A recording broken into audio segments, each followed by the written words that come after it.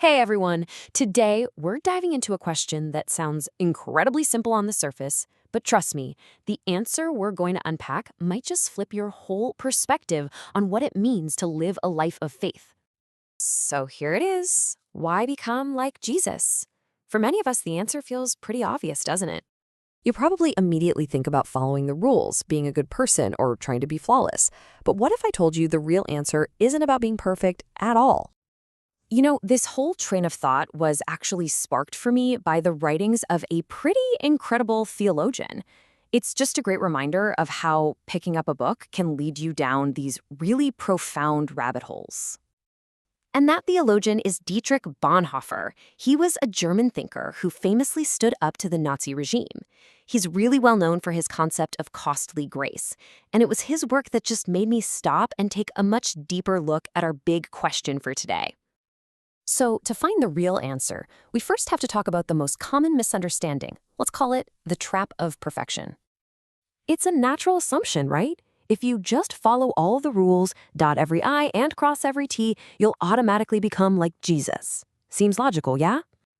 Well, to see where that logic actually leads, let's look at a historical example. The Pharisees. This was a group back in ancient times, and they were known for being incredibly strict about religious law. I mean, if anyone was an expert in rule following, it was these guys. Their goal was crystal clear: perfectly obey the law. But the result? It wasn't humility. It wasn't a deeper connection. In many cases, it actually led to self-satisfaction and even a kind of arrogance. It's kind of like someone who's constantly shouting, "Look at me! See how hard I'm trying!" And for a minute, you might be impressed, but then you'd have to ask, why are you trying so hard? Their focus completely shifted from the purpose behind the rules to the performance of following them. And recognizing that, well, that brings us to a huge turning point in our understanding. This whole chase for perfection, it's not the final goal. Okay, so here's the crucial point. Get ready for it. Becoming like Jesus is not the ultimate goal in itself. Let that sink in for a second. If that's not the end game, then what on earth is? This brings us to the real purpose, and it's beautiful. It's about becoming a mirror for others. The focus just completely shifts from this internal project of self-improvement to an external purpose of reflection. The real reason we strive for this is so that others can know Jesus through us. See the difference? It's not about putting ourselves on display. It's about reflecting something, or really, someone else. And who is this for? It's not just about trying to convert new people. It's for those whose faith is feeling a bit weak. It's for people who are just tired, exhausted and struggling to believe. It's a way of showing them they aren't alone in this. So what does this look like in practice?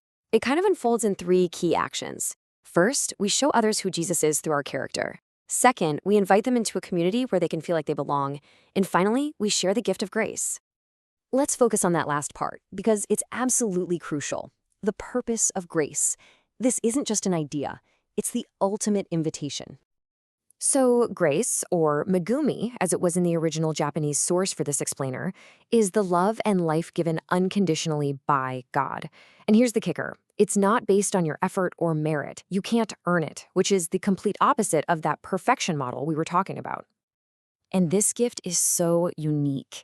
It's equal, available to absolutely everyone, but at the exact same time, it's perfectly personal. It's the best possible thing that each individual needs in that specific moment.